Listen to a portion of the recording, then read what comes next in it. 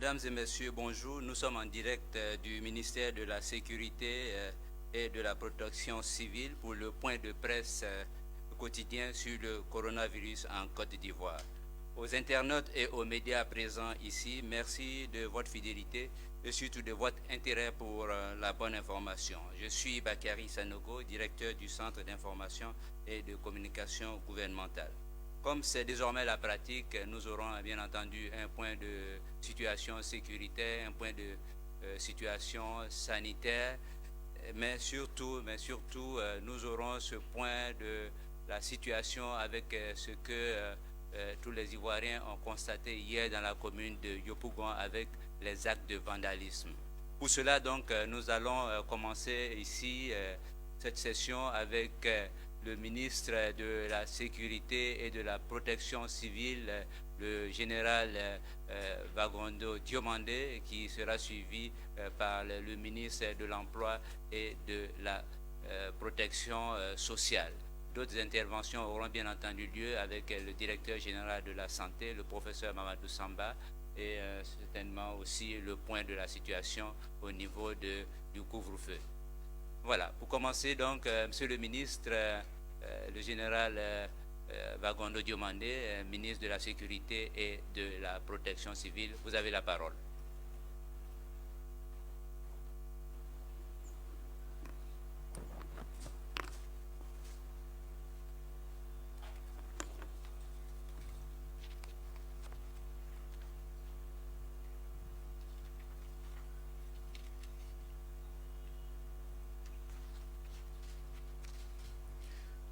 Mesdames et messieurs, je voudrais vous faire le bilan de la nuit du 5 au 6 avril, bilan donc sécuritaire dans le cadre du couvre-feu et des mesures prises par le gouvernement dans la lutte contre le coronavirus.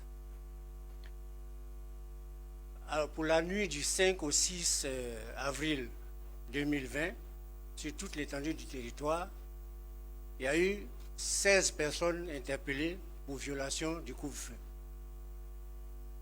En termes d'assistance, 19 personnes ont été assistées, dont 17 pour des urgences médicales, une femme qui a été secourue parce qu'elle était battue par son époux, et il y a eu donc, en termes de corps enlevés, nous avons enlevé 2 corps qui ont été conduits aux morgues de Divo et à Bobo.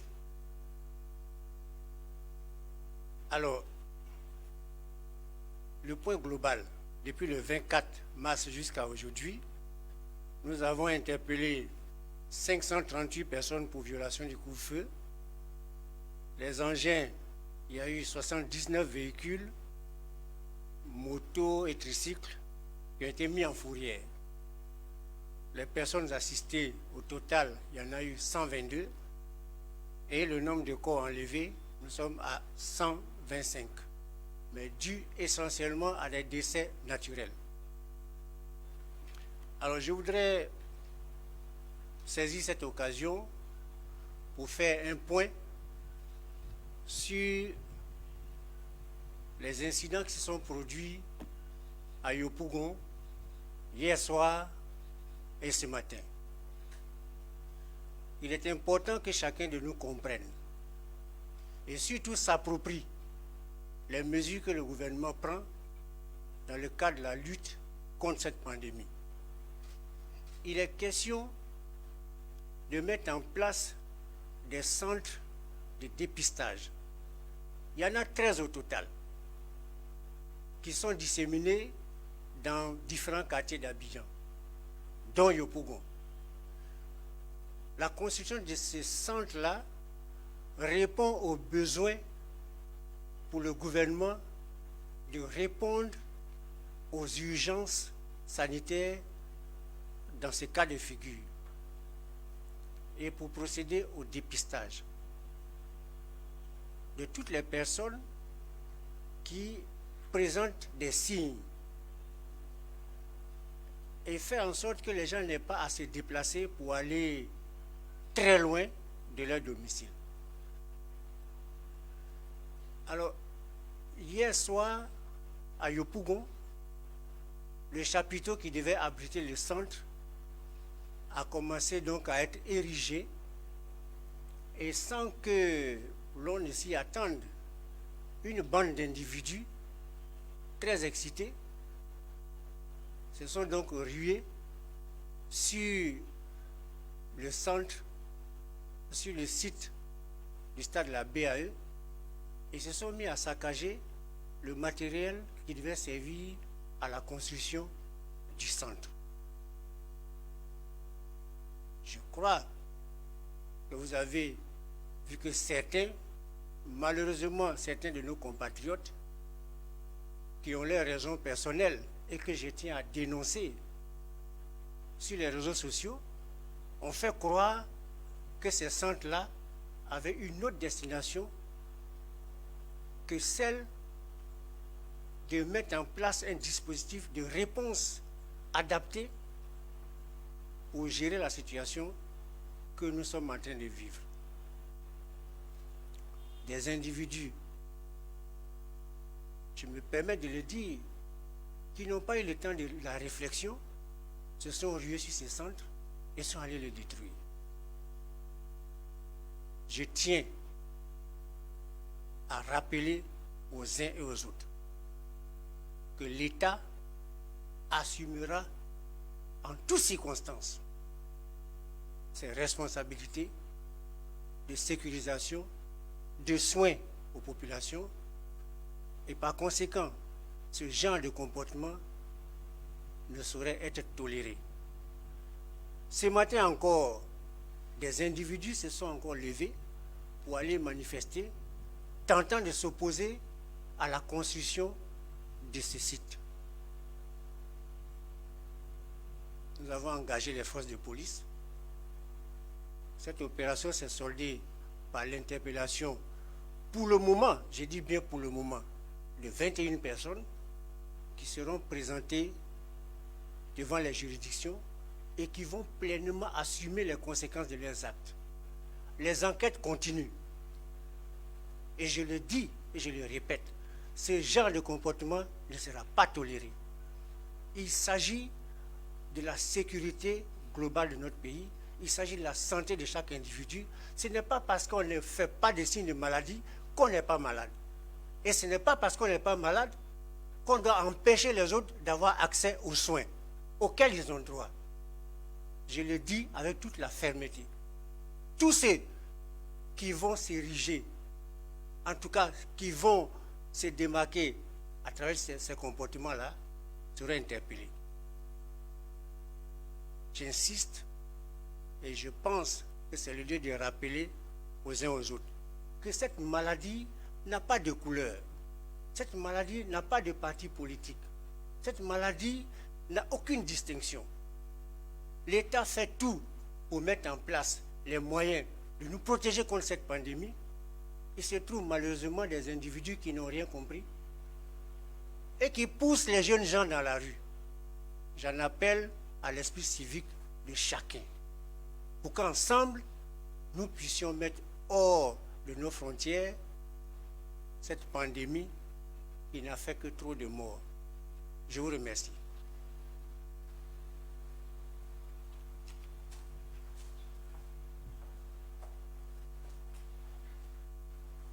Merci beaucoup, Monsieur le ministre.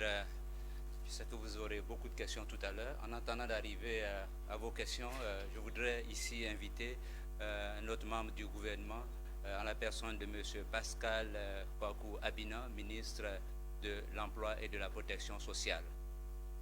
Monsieur le ministre.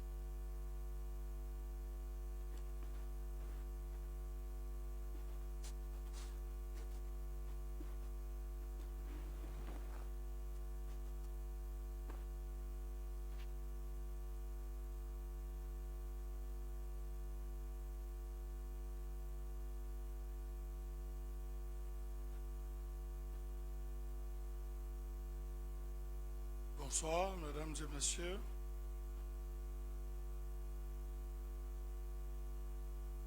Dans le cadre de la lutte contre la propagation de la pandémie à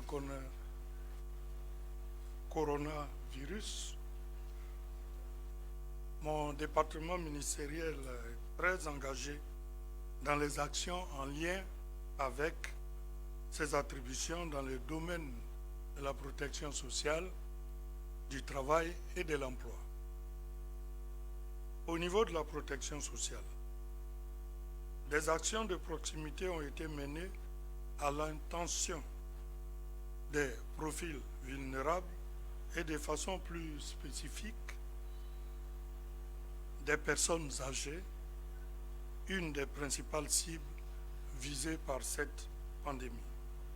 À ce titre, en matière de protection sociale, notre intervention a porté sur 3 principaux éléments, à savoir l'assistance aux personnes vulnérables, un dispositif particulier pour celles bénéficiaires des pensions de retraite et la mise en œuvre de la couverture maladie universelle. S'agissant de l'assistance des personnes vulnérables sur toute l'étendue du territoire, les principales vulnérabilités faisant l'objet d'un suivi actuel ont été répertoriées par nos services. À ce jour, 491 000 personnes en situation de vulnérabilité, composées de personnes âgées, de personnes en situation de handicap, de personnes indigentes et de personnes en détresse sociale, ont été répertoriées par nos centres sociaux et font actuellement l'objet d'accompagnement psychosocial, de soutien alimentaire, nutritionnel et conseil accompagnement dans la mise en œuvre efficace des mesures de protection, des mesures barrières contre la pandémie. Ces actions sont menées par 1200 agents, travailleurs sociaux, formés dans l'accompagnement des populations dans tout projet d'ordre sanitaire et social. Ces agents sont répartis dans notre réseau de 97 centres sociaux répartis dans les 31 régions de Côte d'Ivoire, participent actuellement à l'animation des comités locaux chargés d'accompagner les populations dans leur zone de couverture, aussi bien par la remise des kits alimentaires, des kits d'entretien et de conseils et d'accompagnement social. En ce qui concerne de façon spécifique des personnes âgées, un dispositif particulier pour celles bénéficiaires des pensions de retraite a été mis en place. On note à cet effet que pour les pensionnaires de la CNPS et de la SEGRAE, un aménagement horaire d'accueil est en vigueur. Ouverture des bureaux à 8 h, fermeture à 14 h, sans interruption. Aménagement des centres d'appel téléphoniques spécifiques, CNPS 20 25 21 00 et SEGRAE 20 25 12 12 pour répondre en permanence à toutes les questions, inquiétudes et sollicitations. Il y a eu la mise en place des plateformes Internet capables de fournir en ligne les mêmes services que ceux offerts au guichet. CNPS www.cnps.ci et SEGRAE www.masegrae.ci. Quant à la mise en œuvre de la couverture maladie universelle, il faut signaler que tous les détenteurs de cartes, les bénéficiaires, peuvent se rendre dans les hôpitaux pour recevoir des soins. Au titre du travail, en matière de travail, notre département mène de nombreuses activités à minimiser l'impact de la crise sanitaire dans le cadre des relations professionnelles et apporter assistance aux partenaires sociaux. Relativement aux mesures prises pour minimiser l'impact de la crise sanitaire dans le cadre des relations professionnelles, nous avons initié des échanges avec les organisations d'employeurs et des travailleurs afin d'identifier les mesures qui pourraient être prises afin d'atténuer l'impact de la baisse d'activité des entreprises et des travailleurs du fait de la pandémie du Covid-19. Les premières mesures proposées par les partenaires sociaux à travers un protocole d'accord ont pour l'objet et ont été prises en compte dans le plan de soutien économique, social et humanitaire présenté par M. le Premier ministre. Il s'agit notamment de la prise de mesures de soutien aux entreprises pour permettre la continuité de l'activité économique et l'instauration d'un fonds en vue d'apporter un financement aux populations les plus vulnérables dans la logique de la politique des filets sociaux. Il convient en outre de rappeler que les employeurs peuvent faire face à la baisse des activités en recourant au dispositif du Code du travail relatif à l'anticipation du congé payé, au travail à temps partiel et au chômage technique. Par ailleurs, les discussions se poursuivent dans le cadre des rencontres tripartites en vue d'adresser la question des travailleurs qui se retrouvent sans ressources en raison de la suspension de leur contrat ou qui pourraient être finalement licenciés du fait des effets collatéraux de la lutte contre le Covid-19. En ce qui concerne l'assistance aux personnes sociaux, aux partenaires sociaux, les services d'inspection du travail et de la sécurité au travail effectuent des contrôles des lieux de travail sur toute l'étendue du territoire national pour s'assurer du respect des mesures de protection édictées par le gouvernement et des règles d'hygiène et de sécurité prévues par le Code du travail.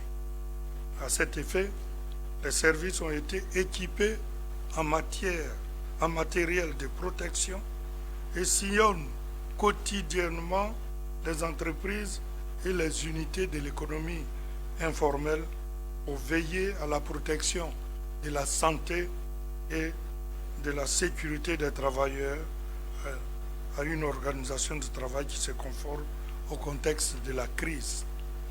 Par ailleurs, conformément à leur mission, les inspecteurs de travail et médecins inspecteurs de travail prodiguent aux acteurs du monde du travail des conseils sur les mesures à prendre dans ce contexte de crise sanitaire.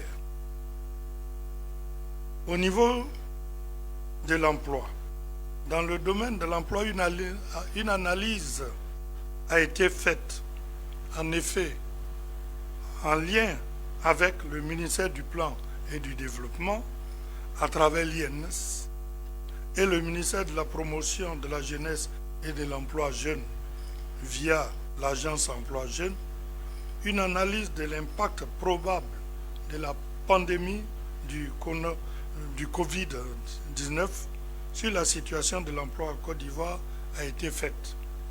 Elle indique que les branches d'activité les plus touchées sont la restauration, le transport, l'enseignement, les activités de loisirs. Ces branches emploient environ 1 million de personnes. Par ailleurs, dans l'hypothèse de la persistance de cette crise, d'autres secteurs d'activité seront touchés.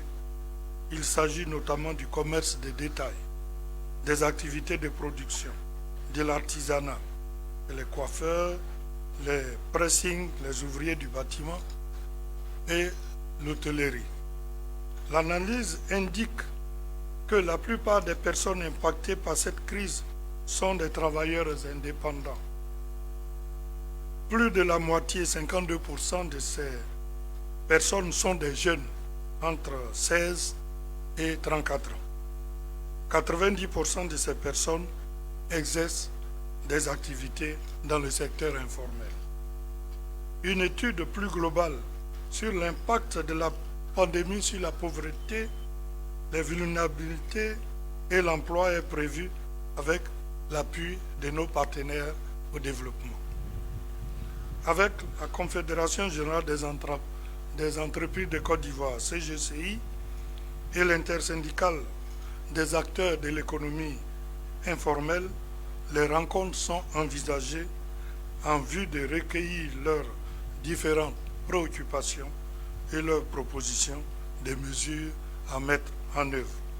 Mesdames et messieurs, telle est l'économie des initiatives prises par mon département ministériel depuis le déclenchement de la pandémie Covid-19. Pour terminer, je voudrais indiquer qu'un plan d'action est en cours d'élaboration pour la prise en charge des travailleurs et des personnes vulnérables dans le cadre de la lutte contre la maladie à coronavirus Covid-19. Ce plan s'inscrit dans le plan de riposte économique, sociale et humanitaire du gouvernement. Je vous remercie.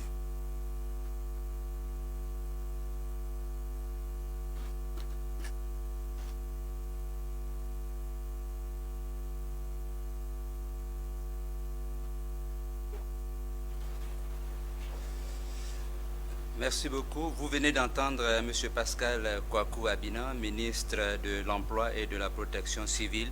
Il intervenait sur les mesures, les efforts du gouvernement pour sauver les emplois et maintenir la protection civile, la protection sociale aux travailleurs, aux Ivoiriens.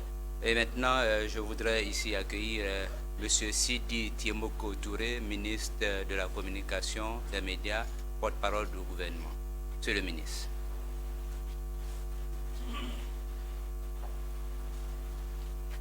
Merci beaucoup, M. Sanogo. Monsieur le ministre, chers amis journalistes, effectivement, nous sommes régulièrement maintenant habitués aux prises de parole aussi bien de la sécurité que de la santé pour faire le point de situation, mais je pense que de plus en plus, il nous faut arriver à faire un point de situation des fake news, parce qu'il y en a beaucoup.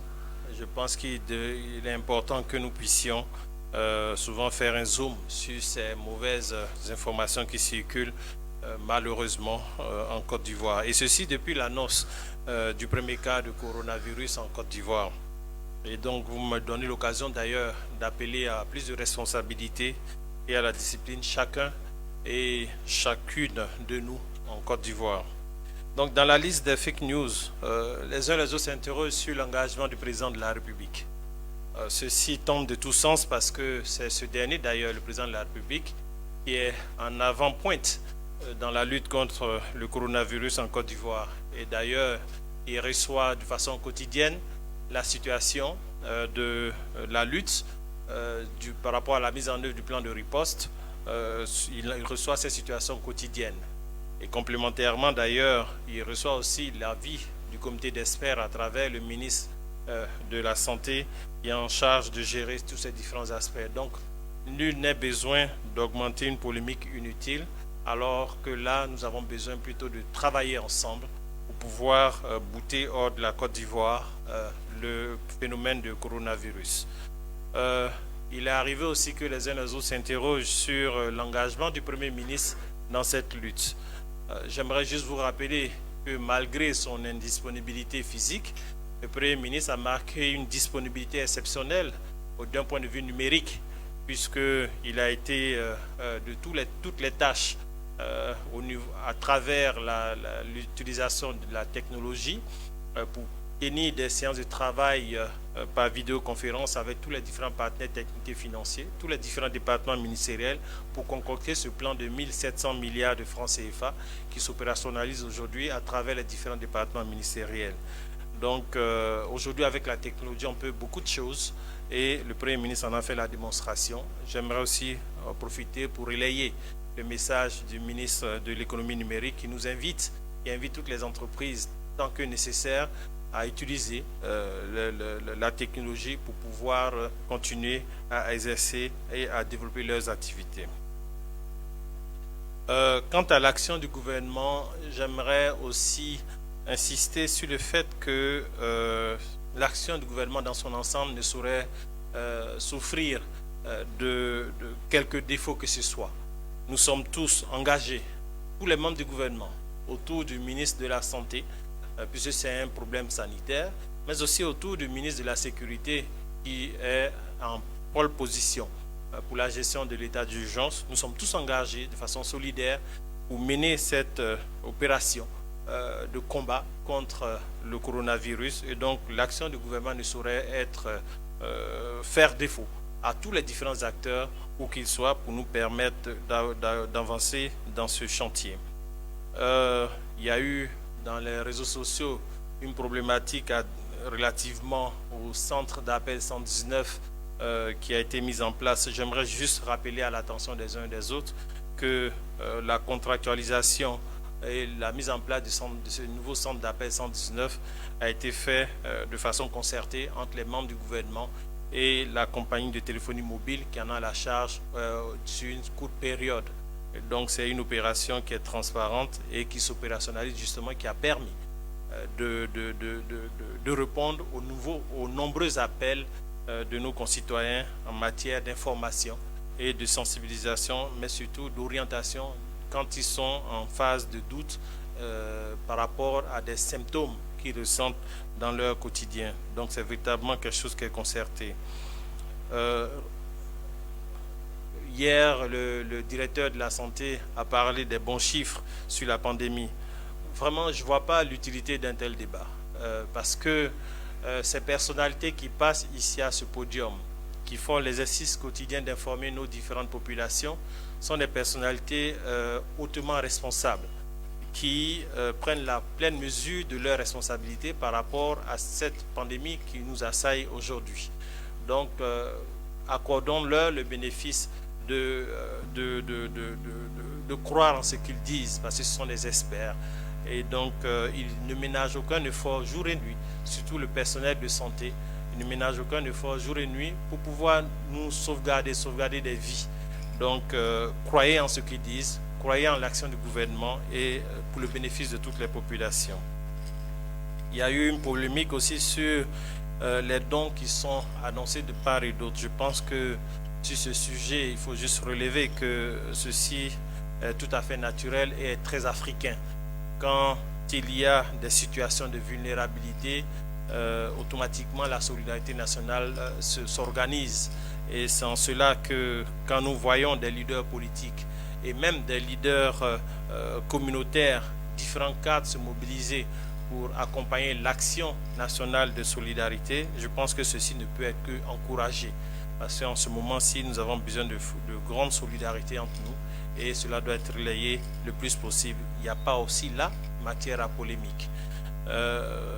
Maintenant, il paraît, messieurs les ministres, que parmi nous, il y aurait des membres du gouvernement qui seraient porteurs de coronavirus. Mais je n'en suis pas informé du tout, puisque vous voyez tous les ministres défiler ici. Ils sont tous à la tâche, quel que soit leur quotidien, à la tâche pour permettre que l'action qui impacte les populations soit la plus perceptible. À l'attention de la presse, j'aimerais vous inviter véritablement à traiter l'information avec responsabilité, sans polémique. Parce que, je l'ai dit ici, à ce même pupitre, soit nous sommes tous gagnants, soit nous sommes tous perdants à l'issue de cette crise. Et je pense que de plus en plus, les uns et les autres le comprennent. Maintenant, à l'attention de nos frères et sœurs qui s'essaient à être internautes, nul ne sert de diffuser ou de relayer des fausses informations, parce que ceci peut se retourner contre vous. Nous sommes tous justiciables. Quand nous relayons des fausses informations, vous pouvez vous attendre tout de même à un retour de bâton par rapport à ce que vous faites, parce que vous ne pouvez pas mesurer les effets des fausses informations que vous circulez. Mesdames et messieurs, voici les quelques mots que j'avais voulu partager à votre attention, mais aussi à l'attention de nos frères et sœurs. Merci beaucoup.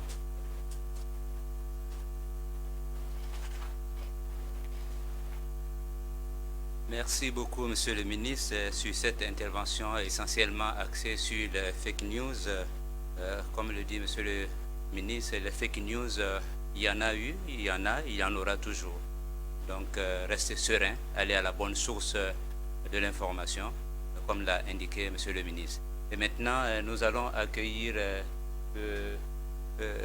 pour les questions liées à la santé, le point de situation sanitaire, donc le professeur Mamadou Samba, directeur général de la santé. Professeur Samba.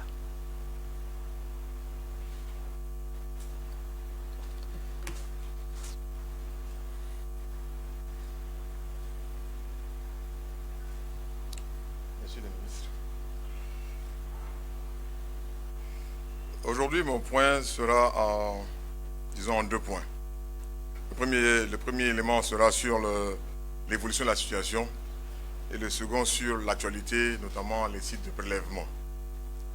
Le premier point, hier, on comptait 261 cas confirmés, 37 guéris et 2 décès. À ce jour, la ville d'Abidjan reste toujours la ville la plus touchée par l'épidémie. L'épidémie est en train de progresser en Côte d'Ivoire. Il y a 7 Abidjan, mais on a de plus en plus de cas dans nos différentes régions. Donc il faut faire très attention et respecter les mesures barrières, notamment celles de l'autoconfinement. Nous insistons sur le fait qu'il faut réduire vos déplacements au maximum, notamment dans Abidjan, mais également vers l'intérieur, pour éviter de transporter le virus. Nous avons en place un système de santé numérique. Ce système est un système qui est capable de retracer nos cas contacts et nos cas confirmés. Le cas contact, c'est celui qui a eu un contact avec un cas confirmé. Le cas confirmé, c'est celui qui a eu un prélèvement avec un test positif. Nous avons eu le cas d'une dame qui a été confirmée Covid positif et qui avait vu l'état de santé, nous avait promis d'être compliante et de rester à la maison. Mais notre système de santé numérique l'a retracé et on s'est rendu compte qu'elle n'a pas respecté son engagement vis-à-vis de nous et vis-à-vis de tout le monde. Donc elle s'est commencé à tourner à Abidjan, on l'a récupérée et on l'a amenée avec l'aide des forces de défense et de sécurité dans un centre hospitalier pour l'interner. Le Covid-19 a des manifestations quelquefois très légères. Et le personnel de santé, pour ne pas engorger le système, les hôpitaux, préfère faire le traitement à domicile. Mais cela demande que les personnes soient compliantes. Ces personnes-là aident le système de santé et doivent comprendre. Mais lorsque cela n'est pas possible, nous avons des méthodes pour les retrouver et maintenant, avec la force, les amener dans un centre de traitement. Nous avons eu aussi le cas de 2 personnes qui n'étaient pas des positifs, mais qui étaient des cas contacts. L'un s'est retrouvé à Bouaké et l'autre à Korogo. Nous les avons également retrouvés, nous avons fait venir à l'Abidjan et nous avons obligé à se confiner maintenant à l'INJS. Vous savez, quand les agents de santé viennent vers vous et vous expliquent que soit vous êtes un cas contact, que vous êtes soit un cas confirmé, avec des formes simples, il faudrait que vous respectiez les engagements que vous prenez avec les agents de santé. Parce que cela, il va pour vous, pour votre entourage et pour tout le monde. Donc respectons les engagements que nous prenons avec nos agents de santé. Mon deuxième point est relatif à l'actualité, les sites de prélèvement avec tout ce qui s'est passé. Je pense que monsieur le ministre de l'Intérieur, de la sécurité intérieure et de la protection, je me mélange, excusez-moi monsieur le ministre. Voilà, donc je reprends. Monsieur le ministre de la sécurité et de la protection civile l'a indiqué. Il y a 2 types de sites. Des sites de prélèvement et des sites de prise en charge. À Yopougon, de quoi il s'agit? BAE. D'un site de prélèvement, un site de dépistage. ce n'est pas un site où il doit avoir des malades. C'est un site qui est fait pour informer la population sur le Covid-19, qui est fait également pour les personnes saines qui veulent connaître leur statut. Les personnes vont dans ce centre et on les dépiste et on leur donne leur statut. Donc il n'est pas question d'interner des personnes ou d'avoir des personnes malades. Nous avons d'autres centres qui sont les centres de prise en charge. À Yopougon, c'est notamment au CHU de Yopougon. Nous avons fait, avec l'aide des préfabriqués, des grandes salles pour permettre d'hospitaliser les cas légers, les cas simples. Donc, il y a eu une confusion, certes, mais la clarification est importante. Site de prélèvement et de dépistage n'est pas un site de prise en charge. Donc, il n'a jamais été question de mettre au site BAE des malades. Ceci, comme l'a dit aussi le ministre de la Communication, c'est la désinformation. Il faudrait que nous restions sereins. Le gouvernement fait tout pour qu'on puisse avoir dans de bonnes conditions une bonne prise en charge. Mais pour cela, il faut qu'on se dépiste aussi. Donc faisons en sorte, ayant confiance au gouvernement, faisons en sorte que nos activités, nos actions qu'on mène profitent à la population et non de faire en sorte que nos actions contribuent à répandre la maladie. Parce que Yopougon est également un endroit où la maladie progresse. Ça, il faut que vous le sachiez. Ce n'est pas seulement Cocody et Marcory, c'est vrai, mais aussi dans toutes les communes d'Abidjan, il y a des cas de Covid. On m'a posé une question la dernière fois. Pourquoi on ne voit pas les visages des gens qui ont Covid? On n'a même pas vu leur visage. On dit où ils vont être. On casse déjà.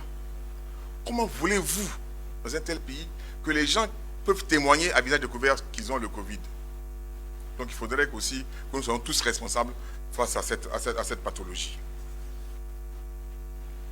Donc je voudrais vraiment rassurer les populations que les stratégies que le gouvernement met en place vraiment ont pour but essentiel de contenir la propagation de la maladie au niveau d'Abidjan et ensuite faire en sorte que cette maladie disparaisse en Côte d'Ivoire. Je vous remercie.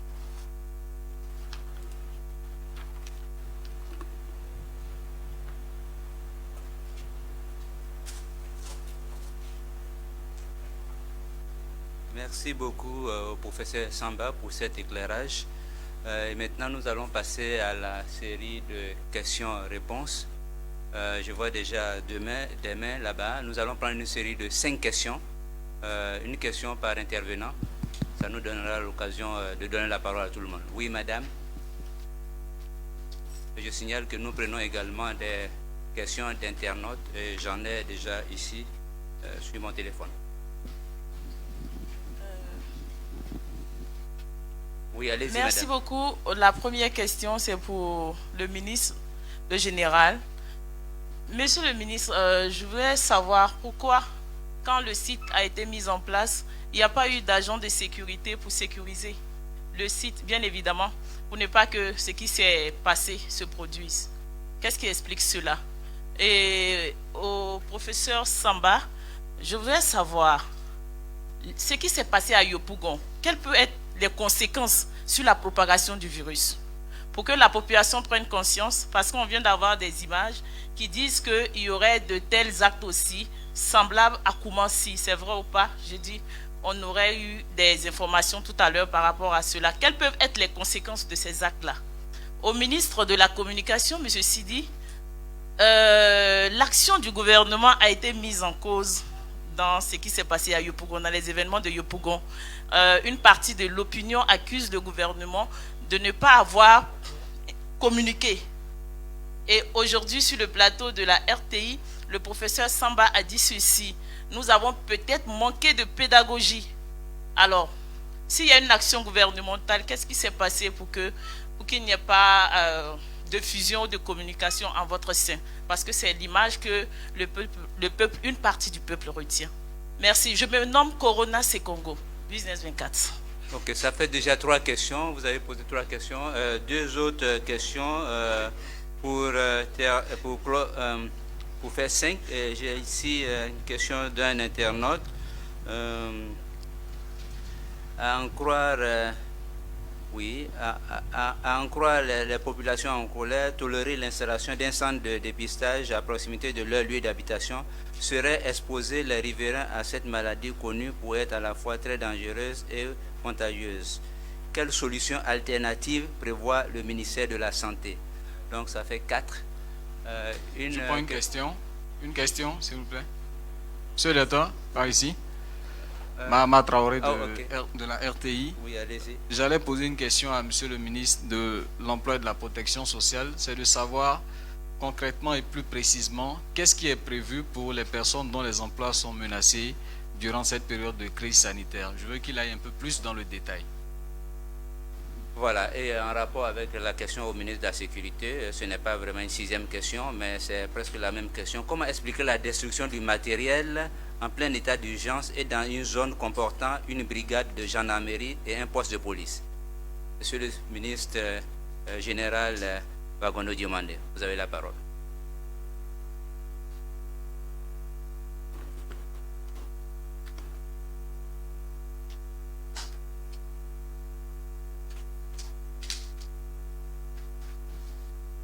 Alors, il y a 2 questions qui abordent le même sujet. Le volet sécurité, sécurisation surtout des installations. Ce que chacun doit comprendre, c'est que quand la décision a été prise d'identifier des sites tels que définis par le ministère de la Santé dans le cadre de la lutte contre le Covid, la police, les forces de police, les forces de sécurité ont été associées. Et le plan de sécurisation a été donc élaboré et adopté. Nous sommes dans une dynamique que j'appelle dynamique participative. Si nous avions un seul instant imaginé que des gens allaient s'en prendre à des installations sanitaires pour le bien des populations, vous auriez vu tout un bataillon de forces de sécurité pour contribuer ou alors pour assister à la mise en place du dispositif. Mais en adoptant cette attitude-là, guerrière, pour aller monter un site, ça ferait croire qu'on vient avec quelque chose de dangereux qu'on va imposer à la population. Alors que tout le monde comprend que toutes les mesures qui sont prises aujourd'hui, c'est pour le bien de chacun des citoyens. Soit ceux qui sont contaminés, soit ceux qui ne le sont pas, mais l'un dans l'autre pour préserver tout le monde. Ce qui s'est passé à Yopougon, le site était sécurisé, il y avait un groupe d'intervention, mais le nombre de personnes en furie qui ont débarqué sur ces sites sans prévenir dépassait les capacités des agents qui étaient sur place. Vous me direz, mais pourquoi ils n'étaient pas en nombre suffisant? Mais c'est ce que je vous dis. Si on était venu avec les forces de sécurité en très grand nombre, ça allait être suspect. C'est lorsque, et ça a été très rapide, ces choses-là ne durent pas toute une journée. Ça a été très rapide. La preuve, ce matin, ceux qui se sont essayés à la même manœuvre en ont eu pour leur compte. C'est dommage qu'on parle comme ça. Mais il ne faut pas qu'on en arrive là. Il faut que chacun comprenne la nécessité et le bien fondé de toutes les mesures que le gouvernement prend pour nous protéger, nous tous. Il ne s'agit pas d'en vouloir aux forces de sécurité pour n'avoir pas été présentes. Il y a eu peut-être une question d'incompréhension. Mais maintenant, les choses sont très claires. Nous allons faire en sorte que ces sites-là soient installés partout où cela sera nécessaire. Nous prendrons toutes les dispositions. Je veux être très clair là-dessus. Je vous remercie. Voilà, c'était là donc les questions, une des questions adressées à Monsieur le ministre en charge de la sécurité. Et maintenant, nous allons recevoir Monsieur le ministre de l'Emploi et de la Protection sociale pour répondre aux questions qui le concernent. Monsieur le ministre.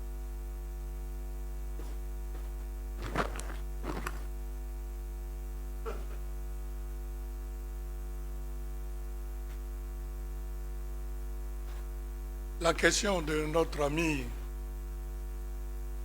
était de savoir quelle est la situation des travailleurs avec la baisse des activités et même la fermeture de certaines entreprises. C'était ça bien? C'est bien ça la question? Préserver tous ces emplois menacés par cette situation de crise sanitaire. Quels sont les dispositifs prévus? Bien. Alors, les dispositifs existent, prévus par le Code du travail. Donc, face à la baisse des activités et même la fermeture de certaines entreprises, les dispositifs prévus par le Code du travail sont appliqués. Et nous préconisons que cela se fasse dans le cadre du dialogue social.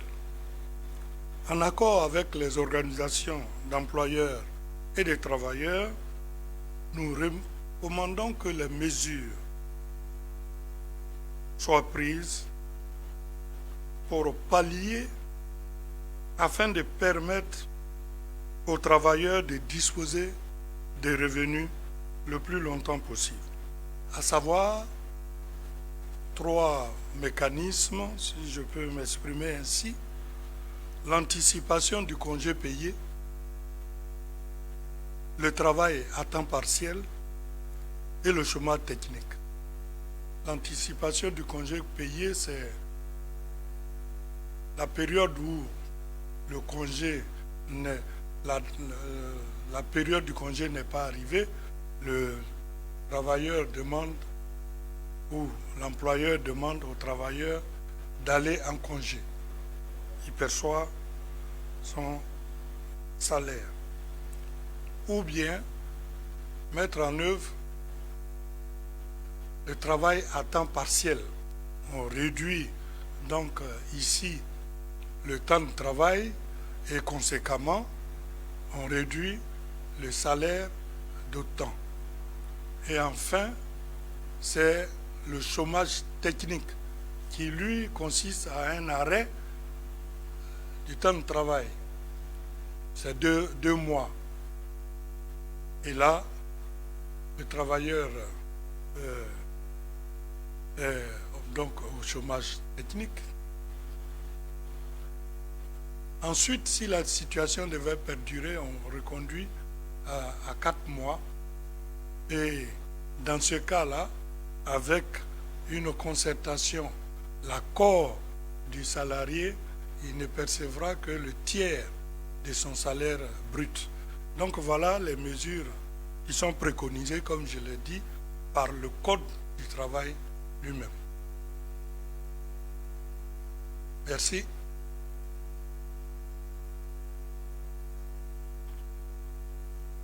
Merci beaucoup, Monsieur le ministre. Et maintenant, nous accueillons Monsieur le ministre de la Communication et des Médias, porte-parole du gouvernement, sur les questions qui lui ont été posées. Merci beaucoup. Merci, Monsieur Sanogo. Manque de pédagogie ou de communication, je pense que ceci est un très mauvais procès parce que cela n'a jamais été le cas. Cela n'a jamais été le cas. Parce que savez vous-même, mesdames et messieurs les journalistes, que nous faisons l'exercice de l'information de nos concitoyens ici tous les jours à 15 h. Et complémentairement, le ministre de la Santé est sur le terrain en permanence pour déployer les différents dispositifs opérationnels qui visent à informer les populations, mais aussi à les prendre en charge relativement à cette pandémie. Il faut qu'on fasse, dans cette période hyper sensible, qu'on fasse attention à la manipulation et à la désinformation. Ceux qui s'essaient à ce jeu sont, d'un point de vue national, on peut encore les traquer, mais d'un point de vue international, c'est de là que vient la majeure partie de nos des différents détracteurs de l'action gouvernementale, certains de nos concitoyens à l'extérieur. Il faut qu'ils comprennent que autant ils s'essaient à cet exercice, autant ils mettent en danger la vie de nos concitoyens, de leurs parents. Personne ne gagne dans cette opération d'attaque ou de cibler, grouper, etc. La seule initiative qui vaille, le seul mot d'ordre qui vaille, c'est l'union dans cette problématique. L'union ensemble, soyons solidaires. Après, les différentes batailles, les chantiers politiques vont être ouverts, mais dans cet environnement, regardez partout, dans tous les différents pays, tout le monde est solidaire, politiquement, socialement, j'allais même dire philosophiquement, tout le monde est solidaire. Pourquoi est-ce qu'on ferait l'exception en Côte d'Ivoire? Donc encore une fois, un appel à la solidarité, évitons la manipulation, évitons la désinformation. Je vous remercie. Merci beaucoup. Je voudrais inviter ici aussi le directeur général de la Santé. Je sais qu'une partie, le ministre de la Communication a répondu en partie à sa question. Mais bon, c'est le directeur. Merci. Je voudrais ici vraiment remercier et féliciter tous les membres du gouvernement. On parle il n'y a pas d'action gouvernementale, on n'est pas cohérent. Cette tribune est la preuve de la cohérence de l'action gouvernementale. Je ne suis pas membre du gouvernement, je suis rien qu'un directeur général de la santé. Mais ici, vous avez 4 ministres qui sont présents. Cela montre que le gouvernement est uni. Donc, essayons, je pense que moi, je n'ai pas de mots à dire maintenant, puisque le ministre de la Communication a répondu à toutes les questions me concernant. On a la recherche du petit mot qu'on va dire en plus. Le message qui est important qu'on doit retenir, je suis désolé, c'est la différence entre un site de prélèvement et un site de prise en charge. Mais là, c'est votre rôle à vous aussi d'aider le gouvernement dans cette mission qui est difficile. Mais si vous êtes toujours en train de chercher le mot en plus qui déstabilise nos concitoyens, cela n'arrange personne. Monsieur le ministre de la Communication l'a dit clairement, ceci, on est ensemble sur ce bateau. Soit on meurt ensemble, soit on gagne ensemble. Donc je pense que c'est ce que je pourrais dire. Respectons les mesures barrières et faisons en sorte que vous relayez le bon message. Merci.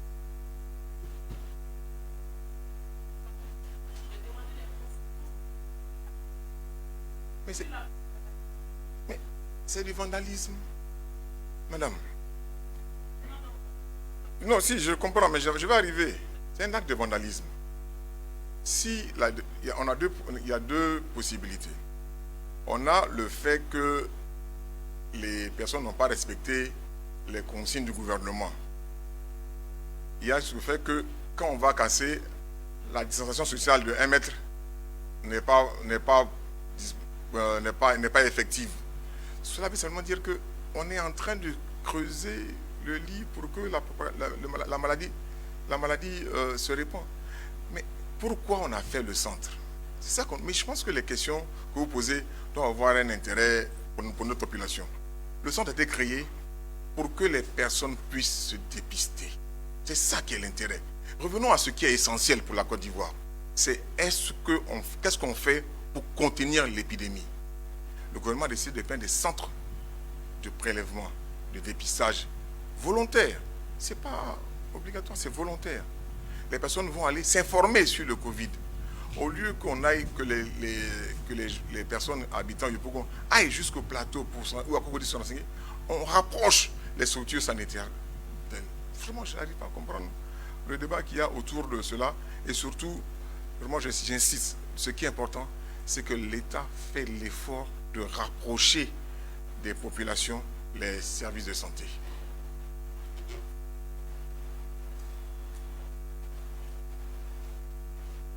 Ok, merci beaucoup. Nous avons également avec nous le ministre du Tourisme et des Loisirs, M. Siendou Fofana, qui travaille également à la sensibilisation sur l'installation de ces sites de dépistage. Monsieur le ministre, je voudrais ici vous inviter.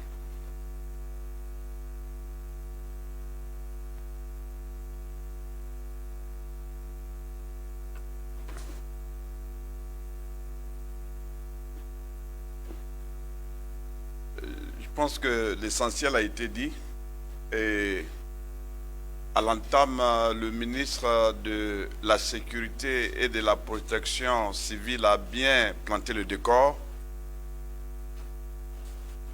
Il s'agit ici de faire en sorte de gagner du temps sur la pandémie. Et cette pandémie n'a pas de couleur, n'a pas de distinction sociale. Tous, nous sommes, je dirais, sensibles à ce qui se passe parce qu'on peut contracter dans quelque conditions que ce soit cette maladie si nous ne respectons pas les mesures barrières. Et l'État voulant aller plus vite que cette propagation de la pandémie a décidé de multiplier les centres de dépistage, des centres de prélèvement et les centres de soins. Le professeur Samba DG l'a mentionné dans son intervention, mais l'inconvénient, c'est que en même temps qu'on se plaint du retard et pour certains, à tort d'ailleurs, de ce que le gouvernement ne fait rien, quand le gouvernement s'emploie à créer les conditions pour que nous ayons des centres à proximité, parce que dans nos voyages et les déplacements, on peut avoir contracté cette maladie. Si on retarde l'implantation des centres, ça joue sur les délais que le gouvernement s'est donné à l'effet de déployer l'ensemble de ces infrastructures pour le ministère de la Santé. Donc, il faudrait que l'appel au civisme du ministre de la Sécurité et de la Protection civile soit entendu par l'ensemble de nos populations. Ici et là, ça devient l'effet des modes. Mais ailleurs où les nations les plus développées se plaignent de ce qui n'ont pas moyen d'y remédier et de faire face à l'avancée de la pandémie, quand nous voulons gagner du temps sur la pandémie pour dévancer la pandémie, c'est les populations qui retardent l'action du gouvernement. Et cette subversion ne passera pas parce que force demeure à la loi et l'État doit s'exprimer, l'autorité de l'État doit s'exprimer dans cette situation d'état d'urgence parce que les délais contractuels commencent à être dépassés et c'est la maladie qui gagnerait bien des populations. Après, ça sera tard. Et c'est là on va s'asseoir dans les salons pour avoir à critiquer le même gouvernement. Cela ne peut pas continuer. Bien évidemment, même si ça avait été un centre de soins, où est le mal? À ce que je sache, ce sont des personnes, souvent même c'est nos propres parents qui vont être reçus dans ces centres, même si c'était un centre de soins. Devrais-je avoir l'occasion de détruire à Paris, en France, Rungis, le marché de Rungis est un marché de gros, mais parce que des cadavres du coronavirus, il n'y a plus de place pour garder les corps des personnes qui ont perdu la vie à l'occasion de cela. Ils ont réquisitionné les chambres froides pour garder la viande, pour pouvoir conserver les corps. Mais ça, ce sont des personnes qui sont prises en vie, qui sont conservées. On prend des espaces pour sauver des personnes qui sont encore en vie et préserver ceux qui ne sont pas encore atteints par la maladie. Ça devient un crime de lèse-majesté et on politise. De grâce, on lance un appel une fois encore au civisme et à l'ensemble des populations pour qu'ils accompagnent le gouvernement dans sa vision. Et le président de la République, soucieux de ce que son peuple doit vivre, et il n'est pas à la tête de la Côte d'Ivoire pour diriger des tombeaux, mais c'est pour diriger un peuple qui est en pleine forme et en pleine capacité pour être un acteur économique en vue de participer à l'émergence de notre nation. Et cela ne peut se faire que dans un état de bonne santé. Et cette pandémie, même les nations les plus fortes finissent par solliciter l'aide des nations avec lesquelles, quelquefois, ils ont maille à partir. Pourquoi nous qui sommes dans un même territoire, nous ne pouvons pas nous associer et pour le temps de la lutte contre la pandémie, se mettre ensemble pour regarder dans une même direction?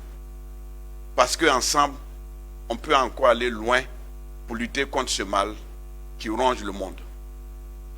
Mais ça ne sert à rien d'avoir à jeter la pierre à Pierre ou à Paul.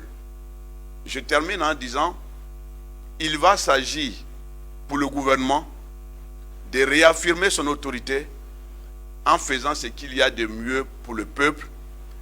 Et ces 13 centres sur Abidjan ne sont qu'un début. Et l'État va continuer à implanter pas moins de 50 centres sur le district d'Abidjan et pas moins de 11 centres sur les 11 autres districts de notre pays, chef-lieu de district. Et si besoin en était, l'État irait jusqu'à implanter au niveau des chefs-lieux de région. Il revient au ministère de la Santé, avec des experts, de prendre possession de ces lieux et de les gérer de façon efficace, de sorte à faire barrage à cette pandémie. Voilà le rôle du gouvernement, et tout gouvernement a vocation à lutter contre tout ce qui pourrait envenimer la situation ou avoir à mener l'évolution et la bonne marche de notre pays. Vu comme ça, nous condamnons avec fermeté tous ces actes de barbarie sans nom, parce que ça ne fait que continuer et avoir un effet de contagion qui, de mon point de vue, ne mérite pas d'être encouragé. Et le ministre de la Sécurité l'a tellement bien mentionné que je voudrais me limiter à ça pour lancer un appel à celles et ceux qui seraient tentés d'imiter de tels actes que nous déplorons et qui seront de nature à retarder la lutte contre la pandémie. Voilà ce que j'avais ajouté sur les éléments de réponse. Et il faudrait éviter de s'appesantir sur les quelques mots ici et là, sur un plateau de télé. Entre la pensée et l'expression qui découle, il peut y avoir un décalage. De grâce, éviter de ne pas donner libre cours à ces éléments. Tenons-nous à ce qui est essentiel, et l'essentiel, c'est notre convergence de vues pour lutter contre la pandémie. Voilà ce que j'avais à vous dire.